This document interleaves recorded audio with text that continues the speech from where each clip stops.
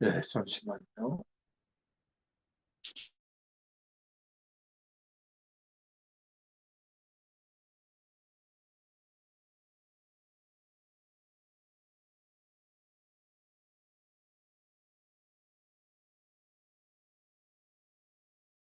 어, 우리가 평상시에 하나님이 우리와 함께 하시는 그 사실을 인정하고 또 살아간다면 하나님을 바라보게 되겠죠.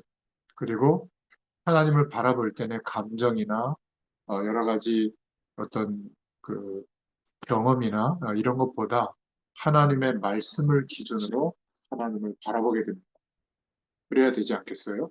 자, 그럴 때 고백이 나오는 때가 언제냐면 가장 힘들 때, 어떤 문제나 어려움이나 사건이 있을 때 하나님이 함께 하시는 그것을 인정하고 살아가는 사람은 그 믿음과 신앙 속에서 고백이 나와요.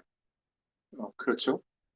그래서 대부분의 사람들은 어, 자기를 꾸미거나 포장하거나 아니면 자기를 이제 과장되게 말하거나 아니면 또 소극적으로 자기를 감추거나 하는데 이 신앙이라고 하는 것은 감춰지지가 않는 거예요. 하나님이 나와 함께 하심이 믿어진다면 그리고 항상 성령으로 함께 하시는 사실이 기억되고 또 그것이 인정되어진다면 하나님과 믿음 안에서 교제하게 되어 있거든요. 그러면 매사에 우리가 하는 말이나 판단이나 해석하는 거나 결정하는 거에 신앙 고백적인 그런 내용들이 따라오게 되어 있어요. 그래서 신앙 고백은 굉장히 중요한 거. 옛날에 왕궁에 들어가서 일을 하거나 공부를 보려면 시험을 봤잖아요.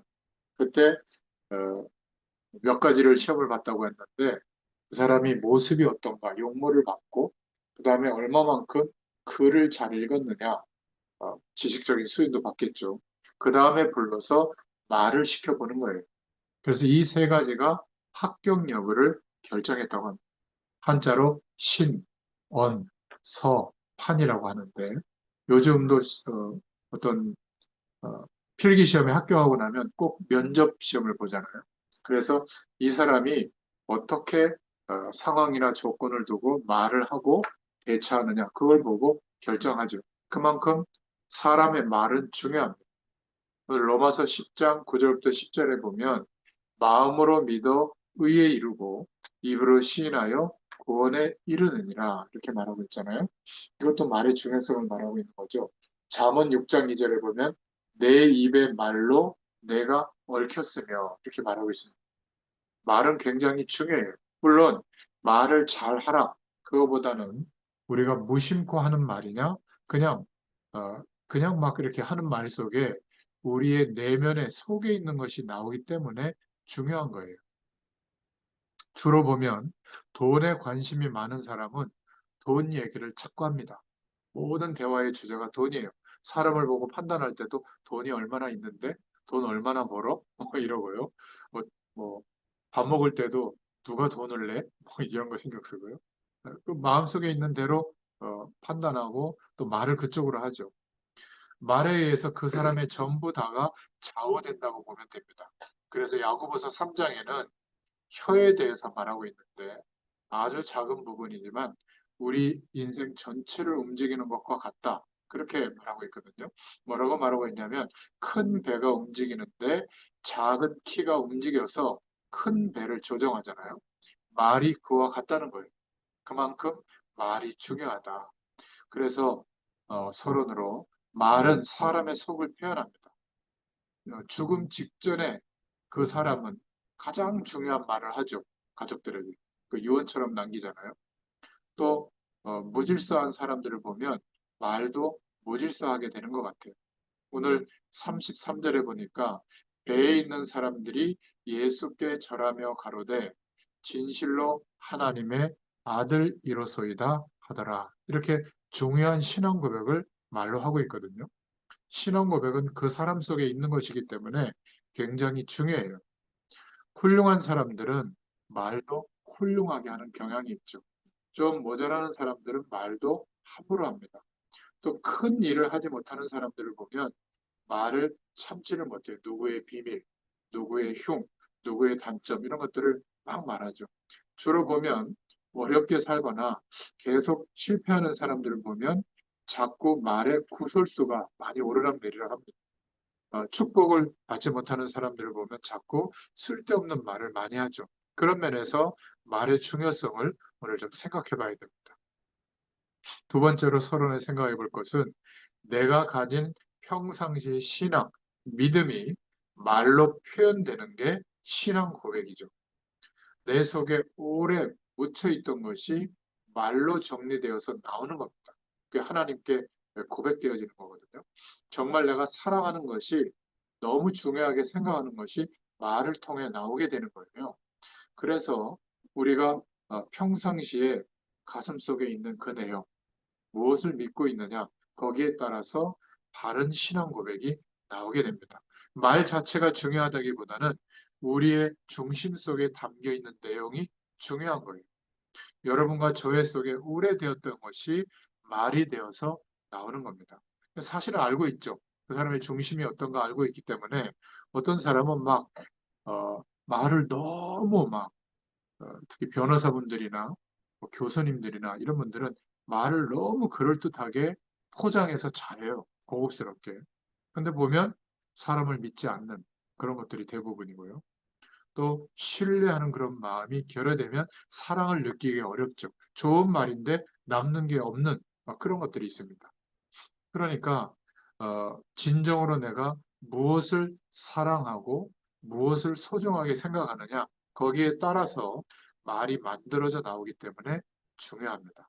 자, 그럼 본론으로 들어가서 오늘 말씀을 통해서 성경의 인물들은 어떻게 신앙 고백을 했는가 이거를 좀 먼저 살펴보겠습니다. 창세기 22장에 보면 아브라함의 신앙 고백이 나오는데요. 어, 아브라함이 아들 이삭을 데리고 모리아 산에 하나님께 번제를 드리러 제물을 바치러 갈 텐데 이상하잖아요. 아버지가 이삭에게 물은 겁니다. 아버지 불도 있고 이렇게 번제를 드릴 불을 뗄 나무도 장작도 있는데 왜 양이 없습니까? 이렇게 물어본 거예요. 보통 부모 같으면 야 임마 너다 그러니까 그 얘기 못하고 막 울 거 아니에요. 막 안타까워가지고. 보통 그럴 거 아니겠습니까? 근데 아브라함이 이때 한 고백이 영원한 고백으로 남죠. 그것은 걱정할 필요 없다. 하나님께서 친히 준비하실 것이다. 이렇게 말을 해요. 바로 이 말이 근거가 돼서 여호와 이레라는 말을 설명할 때 하나님이 친히 준비하신다. 여호와 이레. 네, 그렇게 고백하잖아요. 이 말은 간단한 말이 아니라 이제 모리아 산에 그 번제가 드려지고 난 뒤에 이삭 대신에 하나님이 수양을 준비하신 것을 이삭이 경험하잖아요. 여호와께서 준비하셨다는 것이 이삭에게도 굉장히 중요한 기억으로 남게 되는 겁니다. 이 말씀은 저와 여러분이 죽어야 되는데 그리스도를 준비하신 것을 예표하는 말씀이죠. 사실은 저와 여러분들은 원죄 아래서 결국 재앙 가운데 죽을 수밖에 없는데 하나님이 죽지 않도록 그리스도를 준비하셨다는 사실입니다. 그 뒤에 하나님은 아브라함에게 굉장한 약속을 주셨죠. 내 후손으로 말미암아 대적의 문을 얻을 것이다. 이렇게 말씀해요. 그리스도가 오실 것을 말씀하시죠. 그러면서 진짜 축복을 말씀한 겁니다. 아브라함의 신앙 고백은 그냥 나온 게 아니라 아브라함이 가지고 있던 평상시의 신앙이 중요한 순간에 고백으로 나온 거예요. 또 요셉을 보면 창세기 37장에 요셉이 어, 볏집단이 다 자기에게 절하고 자기 볏집단에게 해와 별들이 자기에게 절하는 이런 꿈을 이야기했을 때 형들은 막 비웃었고 막 기분 나쁘게 생각했잖아요. 그런데 아버지 야곱은 마음에 두었더라 이렇게 말하고 있죠. 평상시에 세계 복음화를 위한 깊은 기도 속에서 요셉은 순간순간 고백을 했습니다. 이 신앙 고백은 그대로 응답이 되어졌죠. 결국 가문을 살리게 되고 또 고대 근동 국가의 패권 국가였던 그 애굽을 살리게 되고요. 또 가나안 땅에 나중에 출애굽하게 되는 그 전까지 이스라엘 백성들이 민족을 이루는 고센 땅에서 그런 응답을 받게 됐죠. 그래서 우리가 다른 사람을 판단하거나 안 좋은 모습을 볼 때, 비난할 때는 반드시 확인해 보고 또 많이 생각한 후에 말해야 됩니다.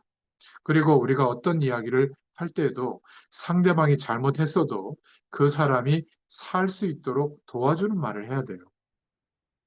왜냐하면 하나님이 우리와 함께 계시잖아요. 그것을 안다면 그렇게 해야 되겠죠. 또 모세의 신앙 고백을 보게 됩니다. 출애굽기 14장에 이스라엘 민족이 애굽에서 이제 출애굽에서 광야로 가는 동안에 갑자기 이제 소식이 들려오죠. 애굽에 기마병이 막 잡으러 온다 그러고. 근데 바로 앞에 홍해가 가로막혀 있는 겁니다. 이스라엘 민족들이 전부 다 한 명도 빠짐없이 낙심하게 된 거죠. 여기 와서 이제 우리가 죽게 됐다고 말이죠. 그때 모세가 신앙 고백을 하게 되는 거예요. 이스라엘 사람들아, 가만히 서서 여호와께서 오늘 행하시는 구원을 봐라. 이렇게 말했습니다. 오늘 여호와께서 너희를 위하여 싸우시리라. 여러분, 이거는 그냥 말한 게 아니에요. 80년 동안 살아오면서 특히 광야에서 40년 동안 드디어 하나님의 살아계심과 하나님의 언약을 믿게 됐거든요. 평상시에 모세가 가지고 있던 신앙이 있었는데 그것이 가장 절박할 때 고백으로 나타나게 된 거예요. 그 정도가 아니라 애굽에서 나와서 이 모세는 어디로 가야 하는지, 왜 가나안 땅으로 가야 되는지 그 이유를 알고 있었잖아요. 메시아가 오실 땅, 그리스도께서 오실 땅으로 우리가 가야 하는 이유가 있었기 때문에 오늘 하나님이 행하시는 구원을 봐라. 너희들이 할 것은 아무것도 없다. 여호와께서 우리를 위해서 싸우실 것이다. 이렇게 고백한 거예요. 오늘 본문에 마태복음 14장 33절에도 지금 많은 사람들이 예수님의 기적을 보고 몰려들고 있고 그것을 따라오는 거예요. 그러니까 마지막에도 보면 그 근방에 두루 통제하여 예수인 줄 알고 병든 자를 예수께 데리고 와서 다만 예수의 옷자락이라도 손을 대게 하시기를 간구하니 손을 대는 자는 다 나음을 얻으니라 이렇게 말하고 있잖아요. 그러니까 관심이 거기에 있는 거예요. 그런데 그 중에 어떤 사람, 배 탄 사람 중에 어떤 사람은 예수님에 대해서 진실로 하나님의 아들입니다. 베드로가 했던 고백하고 비슷하잖아요. 주는 그리스도시요 살아계신 하나님의 아들이십니다. 질병이 낫는 것보다 더 큰 응답은 바른 신앙을 갖게 되는 것이고 그 바른 신앙에 따라서 믿음의 고백을 하게 되는 거예요. 그러니까 바른 신앙을 우리가 고백하려면 평상시에 바른 신앙이 믿음이 정립돼 있어야 됩니다. 그래서 우리가 예배하고 말씀을 묵상하고 기도하는 거예요. 그렇지 않으면 위기의 순간이 오면 한 사람도 빠짐없이 하나님이 없는 것처럼 판단하고 결정하고 행동합니다. 그때 이제 따라가는 것이 우리의 감정 상태라든지 그때 가는 것이 내 자존심이라든지 또 내가 갖고 있는 어떤 부족한 모습이라든지 그런 거를 이렇게 들키지 않으려고 막 이렇게 감추기도 하고 그런 결정들을 하게 되는 거죠. 그런데 바른 신앙이 평상시에 계속 정립이 되어 있는 사람은 우리의 연약한 모습에 대해서 그냥 인정해 버립니다. 맞으니까. 대표 기도는 다 그렇게 하더라고요. 장로님들 기도할 때 보면 억만 가지 죄악에서 우리를 구원해 줬다고 다 해요. 근데 누가 그 장로님을 지적하잖아요. 막 부들부들 떨면서 막 싸우려고. 왜 그렇죠? 억만 가지 죄악에서 구원받았다고 안 믿는 거예요. 그렇잖아요. 우리가 멸망받을 수밖에 없는 죄인이었는데, 죄와 한 몸이었는데, 예수님의 죽으심으로 인하여 해방받았다면, 그러면 우리가 죄인이라는 거, 남이 손가락질하거나 문제 있다고 그러면 인정하면 될 거 아니에요? 목사님의 인격이 훌륭해서 그렇죠. 안 그렇다니까요. 제가 이 은혜를 놓치면 확 올라옵니다. 그걸 가장 잘 아는 사람이 누굴까요? 저희 사모님이에요. 우리 애들이고. 저도 폭발할 때는 아주 대단합니다. 옛날에 그 수련회 갔을 때 애들이 막 싸우더라고. 그래가지고 그 텐트 폴대를 빼가지고 막 패는데 거기 왔던 교인들이 다 봤거든요. 그다음부터 제가 뭐라고 말을 못해요. 또 언젠가 그 권사님들, 저 연세 있는 분들을 모시고 저 아래 지역에 어, 장례식에 이제 그 조문을 갔다 오는데, 아니, 어느 도로에서 그 의경이 이렇게 신문을 하더라고요. 이렇게, 저, 신문 좀 보자고. 아, 이 사람아, 지금 우리가 장례식 갔다 오고 하는데, 그리고 여기 연세 드신 권사님 모시고 가는데, 뭐 신분증을 보여달라고 내가 이렇게 막 화를 내니까, 어쭈? 이러면서 제 신분증 그 본거를 안 주는 거예요. 화가 나잖아요. 참았어야 되는데, 권사님들이 다 있는데.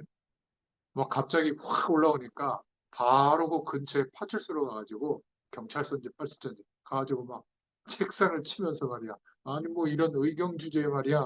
신분증을 보자고 그랬으면 보았으면 돌려줘야지. 주지 않고 말이야. 막 그런다고 막 화를 내니까 막 약간 안 좋은 막 쌍소리도 약간 하면서 그랬더니 어우 죄송하다고. 하여튼 빨리 신분증 알아서 보내라고. 그 다음날 택배로 보내왔더라고요. 그 다음부터 권사님들 앞에서 제가 착한 척을 못 하고 있어요. 그 심한 제가 말을 이렇게 부드럽게 해서 그렇지 쌍소리 막 했거든요. 이 XYZ 이런 거 얼마나 열이 왔던지 말이죠. 저도 그래요. 그런데 하나님이 나와 함께 하심이 인정되어지잖아요. 인정합니다. 누가 나의 지적에 대해서. 그러니까 평신도들이 언제 시험 드는 줄 아세요? 목회자나 중직자들을 보면서 시험 드는 것은 믿음이 약해져 있을 때예요. 그래서 너무 인간적으로 생각하고 판단할 때, 너무 이렇게 계산할 때, 자기 이익을 챙길 때, 자존심 내세울 때, 이런 데 상처받는 거거든요. 그렇지 않겠어요? 그만큼 우리의 평상시 신앙이 중요합니다. 나의 신앙, 믿음과 거기에 따른 고백은 그대로 성취된다는 것을 기억하시기 바라요. 중요한 신앙 고백이 있으려면 신앙이 먼저 올바로 되어야만 그런 고백이 되어지는 겁니다. 이게 아무것도 아닌 것처럼 보이지만 저와 여러분의 미래와 관계가 있어요. 여러분이 가지고 있는 신앙과 고백은 그대로 성취된다는 사실을 오늘 꼭 기억하시기 바랍니다. 자, 여호수아서 14장에 보면 갈렙의 신앙 고백이 나옵니다. 이스라엘 민족들이 38년을 돌아서 이제 가나안 땅에 이제 들어가게 되거든요. 전부 지쳤잖아요. 또 나이도 많아졌습니다. 광야길 가는 중에 어린아이들도 많이 태어났거든요. 그런데 안악산지라고 하는 큰 성을 만나게 된 거예요. 거기에는 거인들이 살고 있었던 것 같아요. 그러니까 이스라엘 민족들이 또 거기에서 낙담하고 있는 겁니다. 그때 여러분도 아시다시피 갈렙이 나와서 굉장히 중요한 신앙 고백을 한 겁니다. 지금으로부터 40여 년 전에 우리가 가나안 땅을 정탐하고 난 뒤에 불신앙할 때 여호수아와 내가 고백하지 않았느냐. 다른 정탐꾼들은 가나안 땅에 들어갈 수 없다. 거인들 때문에 우리는 죽었다. 그렇게 하지 않았느냐. 그때 여호수아 지금의 지도자죠. 여호수아와 내가 들어갈 수 있다고 우리는 고백하지 않았느냐. 그때 하나님의 종 모세가 우리를 보고 가나안 땅으로 들어갈 것이라고 약속하지 않았느냐. 근데 지금 우리가 어디 있느냐. 지금 가나안 땅에 들어와 있다. 얼마나 중요한 얘기를 했겠어요? 그렇기 때문에 아무리 대단하게 보이는 안악산지도 하나님이 우리에게 주실 줄 나는 믿는다. 이 노인이 내가 지금 나이가 85세지만 지금도 이 안악산지를 내게 주옵소서 어, 믿음으로 정복될 줄로 믿는다는 거 아니에요? 그런데 안악산지가 정복된 거예요. 여러분, 저와 여러분이 가지고 있는 신앙과 고백은 너무나 중요하다는 사실을 다시 한번 확인할 수 있기를 바랍니다. 더 놀라운 사실은 여러분이 가지고 있는 신앙과 고백은 여러분의 후대들에게 또 우리가 알고 있는 함께하는 사람들에게 그대로 갑니다. 그래서 거의 우리의 생의 모든 것을 좌우할 수 있는 거예요. 내게 있는 신앙대로 고백이 되어진다는 것. 우리가 고백을 제대로 못하더라도 여러분의 신앙이 되어진 대로 우리 인생은 이상하게 그렇게 가요. 해석과 판단의 결정이 그렇게 되기 때문에 여러분이 중요한 일을 만났을 때 잠깐이라도 한번 기도해 보시기 바랍니다. 하나님, 나의 모든 문제를 전능하신 하나님께 맡깁니다. 이게 아무것도 아닌 것 같아도요. 틀림없이 그 응답이 옵니다. 저와 여러분의 신앙과 고백은 우리의 생을 좌우한다는 사실을 알고 오늘 정말 기도하는 시간 가지시길 바랍니다. 시편 78편 70절에서 72절에 보면 다윗에 대한 내용이 나오는데요. 시편 가운데 거의 절반가량이 다윗의 시입니다. 다윗은 굉장한 신앙 고백을 했죠. 특히 사무엘상 17장에 보면 다윗의 고백이 나오는데 골리앗이라고 하는 막 거인 장수가 이스라엘을 막 괴롭히고 하나님에 대해서 막 조롱하고 있을 때인데 전 군인이 벌벌 떨고 있을 때입니다. 아버지의 부탁으로 다윗이 형들에게 도시락을 가져다 주면서 그 광경을 목격하면서 제가 나서서 저 골리앗을 물리치겠습니다. 이러니까 형들이 책망을 했죠. 네가 뭔데 골리앗과 싸워서 이길 수 있겠느냐? 그때 다윗이 중요한 고백을 했죠. 형들이요, 내가 어찌 이유가 없겠습니까? 하나님의 이름을 업신여기는데 내가 어찌 이유가 없겠습니까? 그 말이거든요. 그리고 사울 왕 앞에 갔더니 사울 왕이 웃으면서 소년인 네가 어떻게 거인하고 싸울 수 있겠냐? 그것도 무장하고 있는 장군하고 싸울 수가 있겠냐? 그랬더니 다윗이 이런 신앙 고백을 합니다. 내가 아버지 집에서 양을 칠 때 사자가 오면 그 입을 찢었습니다.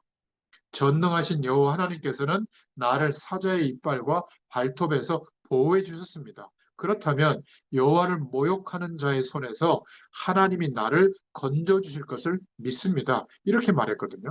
그리고 골리앗 장수 앞에 가서는 너는 칼과 단창으로 내게 나왔지만 나는 만군의 여호와의 이름으로 내게 나왔다. 내가 모욕하는 여호와의 이름으로 내게 왔다. 그러면서 오늘 여호와께서 내 목을 내 손에 붙이실 것이다. 그리고 더 중요한 고백을 했죠. 오늘 전 열방 가운데 여호와의 살아계심을 증거하겠다. 우리의 목숨과 구원이 칼에 있지 않고 하나님의 손에 있다. 이게 소년 다윗이 했던 고백이에요. 이 다윗이 어떤 인물인가를 알 수 있죠. 그래서 다윗은 그 고백대로 엄청난 응답을 받았습니다. 저와 여러분이 가지고 있는 신앙과 고백이 너무 중요한 거예요. 혹시 불신앙하고 염려하고 걱정했을지라도 여러분이 하루에 한 번 이상 주의 말씀을 묵상하고 개인적으로 하나님을 바라보는 시간이 있잖아요. 그때만이라도 믿음의 고백을 회복할 수 있기를 바랍니다. 어떤 신앙을 가졌느냐에 따라서 어떤 고백이 나오는 거예요. 지금 가지고 있는 이 신앙 고백은 여러분의 미래와 관계가 있기 때문에 오늘 말씀 앞에서 점검해 보시기를 바랍니다. 병 고치는 게 문제가 아니라는 거예요. 오늘 말씀은. 오늘 그런 고백을 했죠. 어떤 사람이 진실로 당신은 하나님의 아들이로서이다. 자, 다니엘서 3장 6장에도 보면 사드락, 메삭, 아벳노고 이 세 청년의 믿음의 고백이 나오는데 이 다리오 왕이 너무 귀중한 인물이라서 왕이 안타까웠죠. 죽게 되는 것이 우상 숭배를 거절하니까 마지막 기회를 주겠다. 한 번만 절해라. 그러면 내가 너희들을 살려주겠다. 그렇지 않으면 너희들 저 불 가운데 들어가서 죽게 된다. 이랬을 때 사드락, 메삭, 아벳노고가 이렇게 말했어요. 불 가운데 우리가 들어가면 여호와께서 우리를 건져 주실 것이다. 그런데 더 중요한 말을 했죠. 만일 그리 아니하실지라도 우리는 우상에 절하거나 우상 숭배한 잼을 먹을 수가 없다. 여호와께서 우리를 불 가운데 건져주지 아니하실지라도 우리는 절할 수가 없다. 왜 그랬죠? 우상 숭배하다가 나라가 망해가지고 포로로 끌려왔잖아요. 그거를 알고 있는데 또 거기서 자기들이 살려고 우상 숭배를 할 수가 없었던 겁니다. 그리 아니하실지라도 이런 고백을 했죠. 또 마태복음 16장 16절에 보면 사람들이 나를 누구라고 하느냐 제 아들에게 물어봤을 때 베드로가 주님은 그리스도십니다. 살아계신 하나님의 아들이십니다. 최초로 주님을 그리스도로 고백한 중요한 고백을 하게 됐죠. 오늘 14장 33절에도 진실로 하나님의 아들이로소이다. 이 믿음의 고백이 너무 중요한 거예요. 그런데 그 두 번째로 잘못 깨달은 사람들도 있습니다. 눈에 보이는 육신적인 것에만 급급하는 사람들이죠. 오병이의 기적을 보고 5천 명도 먹이고 남으니까 야, 이분을 따라가면 굉장하겠구나. 그래서 막 무리들이 에워쌌거든요. 그래서 그때 요한복음에 나오지만 이 마태복음을 읽어보면 오늘 그런 내용이에요. 무리들을 다 보내고 기도하러 가셨다. 마가복음에 보면 이 사람들이 이 오병이의 기적을 보고 나서 어마어마한 기적을 베푸니까 예수님을 자신들의 왕으로 만들려고 추대를 해요. 이렇게 잘못 깨달은 사람은 믿음의 고백도 잘못하게 되죠. 내가 생각한 대로 복이 오고 성공이 오고 대단한 위치에 놓이고 내가 생각하는 문제들을 막 일시에 해결하고 이런 고백만 하게 돼요. 교회 안에서도 이렇게 눈에 보이는 육신적인 것에만 급급하는 그런 모습을 따라 잘못 깨달은 사람들이 많이 있습니다. 예수님께서 어마어마한 병자들을 고치시니까 이 사람이 대단하구나. 여기 따라가면 뭔가 얻을 게 크겠구나. 물론 예수님께서 병을 고치는 것을 기뻐했다는 것이 잘못됐다는 말은 아닙니다. 그래서 오늘 내용이 그 이후에 나오는데 예수님께서 그리스도시고 하나님이시잖아요. 물 위로 걸을 수 있죠. 그런데 제자들이 예수님을 어떻게 평상시에 생각했는지가 단면적으로 나오는 거예요. 와, 유령이다. 막 두려워서 떠는 거예요. 예수님이 나니까 두려워하지 말라 그랬더니 베드로가 예수님인 줄 알고 시험하는 거죠. 그렇다면 저도 한번 걷게 해보세요. 와라. 그랬더니 막 걸어갔단 말이에요. 근데 파도가 치는 걸 보니까 놀라가지고 두려워하게 되고 물에 빠지는 장면이 나와요. 평상시에 믿음에 대해서 말하고 있는 내용입니다. 오늘 잘 깨달아야 돼요. 여러분이 말씀을 들으면서 잘못 깨달으면 안 됩니다. 진짜 성경 말씀을 보면서 깨달아야 돼요. 사람들의 말, 사람들의 태도, 사람들의 모습, 또 사람들의 경험, 이런 것을 쫓아가다가는 괜찮다가도 크게 실수하게 됩니다. 그러면 진짜 하나님의 응답이 지금도 있는데 못 받게 되는 거예요. 사람을 보지 말고 하나님의 말씀을 잘 보고 묵상하시기를 바랍니다. 전부 다 예수님을 왕 만들려고 하고 따라다니고 있는데 이때 오늘 신앙 고백을 제대로 한 사람이 나온 거예요. 이는 진실로 하나님의 아들이로소이다. 베드로도 주는 그리스도시요 살아계신 하나님의 아들이십니다. 제대로 깨닫고 제대로 신앙 고백을 하게 된 것이죠. 자, 그래서 우리가 세 번째로 올바른 누림을 누려야 될 줄로 믿습니다. 사람들은 자꾸 틀린 누림을 기대해요.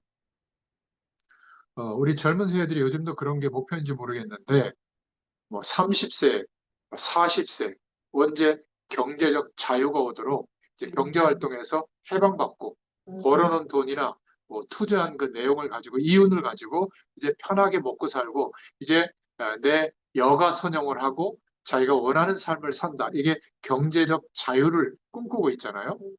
그러다가 빚만 더 져요. 어딘가 막 무리해서 투자하다가 그렇지 않습니까? 막 갭 투자 붐이 일어나고 그랬잖아요. 여러분, 그렇게 하지 말라는 것이 아니라 우리는 자꾸 틀린 누림을 생각해요. 지금 돈이 많아가지고요. 매일 여행 다니고, 매일 좋은 거 먹고, 또 필요하다면 아주 젊고 싱싱하다고 그러더라고요. 젊고 싱싱한 그 파릇파릇한 남자애들 옆에 끼고 수발을 받고 이러면 행복할 것 같잖아요. 마약 먹어야 돼요. 허무합니다. 인간은 그런 것으로 절대 오래 만족이 오지 않아요. 일순간의 만족은 있지만, 그래서 쾌락을 쫓는 자의 결말은 여러분 아시잖아요. 완전히 패망하는 겁니다. 아니, 그렇게 돈 많고 권력이 많고 대단한 사람들이 행복해야 되는데 왜 그렇게 사건, 사고에 오르내립니까? 그렇죠? 아니, 그렇게 노력해서 전교에서 막 1등하고, 그래서 훌륭한 업적을 쌓고, 그렇게 사람들을 지도하는 지도층에 있던 사람들이 왜 결말이 그렇습니까? 아니, 시장에서 열심히 살아가는 소시민보다 못한 인생을 너무나 많이 봐요. 여러분, 기억하셔야 됩니다. 올바른 누림을 누려야 될 줄로 믿습니다. 우리는 무엇을 누려야 되겠는가? 마태복음 10장에 말씀하셨어요. 예수님이 제자들을 부르시면서 하신 말씀이 10장에 나오는데 핍박도 일어날 것이다. 너희들에게. 이런 일 저런 일이 막 일어나겠지만 그것이 문제가 아니다. 내가 너희들과 함께 하겠다. 그러니 아무것도 염려하지 마라. 마태복음 28장에는 하늘과 땅의 모든 권세를 내게 주셨는데 너희는 내가 원하는 대로 모든 족속으로 가서 제자 삼아라. 그러면 하늘과 땅의 권세를 가지고 내가 너희와 영원토록 함께 하겠다. 이런 것을 누려야 돼요. 약속으로 붙잡고. 또 마태복음 10장에는 제 아들을 부르셔서 말씀하시는 게 나오는데 못 알아들을까봐 천국은 이와 같으니라. 천국 배경이 너에게 있다. 이것을 누려라 하는 말씀으로 비유로 말씀하셨죠. 가시밭에 떨어진 씨가 있고 돌밭에 길가에 떨어진 씨가 있는데 너무 신경 쓰지 마라. 옥토에 씨가 떨어지면 어마어마하게 열매 맺는다. 너희들이 바로 옥토에 생명의 씨가 떨어졌다. 천국 배경을 말하는 거잖아요. 이것을 누려야 되는데 대부분 눈에 보이는 것만 쫓아간다 그 말이에요. 인생을 살다 보면 길가, 가시밭길, 돌짝밭 이런 거에서 살아가는 사람들을 만날 수 있는데 그런 것을 너무 신경 쓰는 사람들처럼 그것을 쫓아가면 결국 한계가 온다. 그런 거는 신경 쓸 것이 없고 옥토에 떨어진 씨가 너희다. 기억해라. 그리고 겉으로 막 드러나고 알아주고 그것이 문제가 아니라는 거죠. 누룩으로 겨자씨로 천국을 설명했어요. 누룩이 굉장히 작은 거지만 전체에다 퍼져서 영향을 주는 것이다. 그리고 땅을 얼마나 차지했느냐 그게 문제가 아니라 보화가 감추어져 있는 밭이 어디 있느냐 그거라는 거죠. 우리에게 그리스도의 축복이 임해 있다면 우리가 이미 보화밭을 품고 있는 거예요. 그렇죠? 우리가 얼마나 장사를 많이 하고 이윤을 남기는 게 중요한 게 아니라 가장 귀중한 값진 진주를 누가 가졌느냐 이거를 기억해라. 너희가 이미 가졌다. 고기를 많이 잡는 게 문제가 아니라 어부들은 자기가 잡는 고기가 있죠. 엉뚱한 고기들이 오면 다 버린다. 우리가 무조건 사람을 많이 모으고 일을 열심히 하라는 말이 아니라 하나님이 원하시는 사람이 있고 원하시는 일을 해야 된다. 우리는 중요한 올바른 누림을 잘해야 될 줄로 믿습니다. 마태복음 16장에 진정한 신앙 고백이 필요하다는 거죠. 도대체 너가 믿고 있는 예수는 누구냐? 세례와 엘리야, 예레미야, 선지자 중에 하나 그렇게 고백하는데 잘못 누리는 사람들이 있는데 제자들 너희는 나를 누구라고 하느냐? 베드로가 주님은 그리스도시요 살아계신 하나님의 아들이십니다. 예수님이 뭐라고 그랬어요? 바요나 시몬아 내가 복이 있다. 그게 복이에요. 바른 신앙을 고백을 할 수 있는 게. 우리의 누림과 고백, 여러분의 신앙과 고백은 우리의 생을 좌우한다는 것을 기억하시기 바랍니다. 우리 후대들에게 성경 66권을 다 외우게 만들어 놓고 그 후대들에게 부정적인 것을 심어버리면 영적으로 죽는 거예요. 하나님이 안 계신 것처럼 판단하고 결정하고 그런 것들이 전달이 되는 거거든요. 제가 왜 괜찮다고 말하냐면 제가 왜 괜찮겠어요? 아까 얘기했잖아요. 그렇게 성격이 있고 막 자존심 있고 다 있습니다. 그런데 고백하는 거예요. 괜찮습니다. 하나님이 저와 함께 계심을 믿습니다. 그 고백이에요. 신기한 것은 고백한 대로 당시에는 막 힘들어요. 그런데 지나가 보면 고백한 대로 하나님이 역사하시는 걸 저는 보고 있거든요. 그러니까 믿음으로 고백하는 거예요. 인격이 막 훌륭해져서 그런 게 아닙니다. 다행히 일주일에 한 번씩만 뵈서 여러분들이 저를 좋게 보는데 우리 권사님이 이제 일주일에 2번 본단 말이에요. 3번, 4번 보면 이제 제 진면을 보게 될 거예요. 그때는 시험 들 수도 있는데 미리 말씀드립니다. 저는 여전히 죄인이에요. 그러니까 이상한 모습이 보이거들랑 아예 인정을 하세요. 아, 별 수 없지, 저 임목사도. 그게 맞는 생각이에요. 저를 예수님 비슷하게 대단한 믿음의 사람이라고 생각하면 어느 날 제 약점과 부정적인 모습을 보면 실망하지 않겠어요? 그래서 제가 일부러 거룩한 척을 할 수가 없는 거예요. 실망하실까 봐. 거룩하지도 않고. 거룩하다는 것은 뭐죠? 주님의 의를 믿을 때, 십자가의 죽으심과 부활의 의를 믿을 때 하나님이 거룩하게 인정하시는 것뿐이지 우리가 거룩해진 것은 아니에요. 항상 기억하시기 바랍니다. 누군가를 판단하고 평가할 때도 하나님이 항상 묻고 있다는 거, 보고 계신다는 걸 기억하세요. 너는 내가 볼 때 괜찮은 줄 아느냐? 이 음성을 꼭 듣기를 바랍니다. 그럼 어떻게 될까요? 알겠습니다. 이렇게 돼요. 도대체 예수님이 누구신가? 바른 신앙 고백을 할 수 있기를 바랍니다. 자, 그럴 때 28장에 진정한 사명을 누리게 되죠. 신앙 고백한 베드로에게 제 아들에게 오셔서 주님이 말씀하신 거예요. 직접 하늘과 땅의 모든 권세가 내게 있다. 그러니까 너희들은 가서 모든 족속으로 제자 삼으라. 내가 너희와 영원히 함께 하겠다. 약속해 주셨어요. 이걸 누리는 겁니다. 사도행전 1장 8절에도 성령이 임하면 권능을 받을 것이다. 그러면 땅끝까지 증인이 되리라. 우리의 오늘은 땅끝까지 증인이 되어지도록 하시는 하나님의 구원 계획 속에 있는 줄로 믿습니다. 그래서 힘들지만 하나님께 기도하면서 견디고요. 하나님 힘과 은혜와 능력으로 견디는 정도가 아니라 현장을 변화시키는 거예요. 그게 우리의 목표예요. 왜요? 하나님의 영광이 나타나도록. 그래서 오늘 말씀을 잘 붙잡고 우리가 응답받아야 되겠습니다. 자, 이렇게 한번 생각해 보세요. 왜 나는 잘 안 될까? 그렇게 생각하는 분들이 있을 거예요. 여러분 속에 들어있는 평상시 신앙이 점검돼야 되는 겁니다. 그러면 고백은 어떤 면에서 그 다음 것이 되는 거죠. 그게 굉장히 중요해요. 나는 왜 자꾸 길이 막힐까? 나는 왜 평생 동안 뭐가 이렇게 어려울까? 여러분 속에 있는 신앙을 점검해 보시기 바랍니다. 너무 중요한 거예요. 그것이 삶의 행동과 결정으로, 고백으로 나오게 되어 있고, 그것이 말로, 표현으로 나오게 되어 있는 겁니다. 우리 속에 무슨 신앙이냐? 이것이 중요한데, 거기에 따라서 하나님의 응답도 오는 거예요. 지금 가지고 있는 우리 속에 있는 신앙은 분명히 우리 인생의 틀림없는 고백과 열매로 응답되어질 줄로 믿습니다. 혹시 가정에 문제가 있다면 우리는 그 문제 앞에서 어떤 신앙을 가져야 될까요? 그것이 응답으로 분명히 오고 성취가 되어집니다. 그래서 오늘 무슨 믿음을 가졌느냐 이거를 말씀하고 있는 거예요. 그는 진실로 하나님의 아들이로서이다. 완전히 다른 사람들과 다른 고백을 하게 된 거죠. 지금 오병이어 5천 명을 먹이고 남으니까 왕이 되도록 막 추대하고 있는데 그렇게 보지 않은 거예요. 당신은 진실로 하나님의 아들이십니다. 병자들만 손대면 낫는데 큰 병원을 차리시다. 이렇게 모여드는 거거든요. 그때 주는 그리스도시요 살아계신 하나님의 아들이십니다. 근원적인 고백을 하는 거예요. 여러분 우리가 중요한 일을 만날 때 어떤 믿음을 가져야 될까요? 여러분이 혹시 어려움을 당하면 어떤 믿음을 가져야 될까요? 그것이 그대로 응답되어 옵니다. 오늘 말씀을 들으시면서 여러분에게 중요한 신앙과 고백이 있게 되기를 예수님의 이름으로 축원합니다. 굉장한 축복의 날이 되기를 예수님의 이름으로 축원합니다. 기도하겠습니다. 하나님께 감사를 드립니다. 우리에게 참 신앙을 주시옵소서.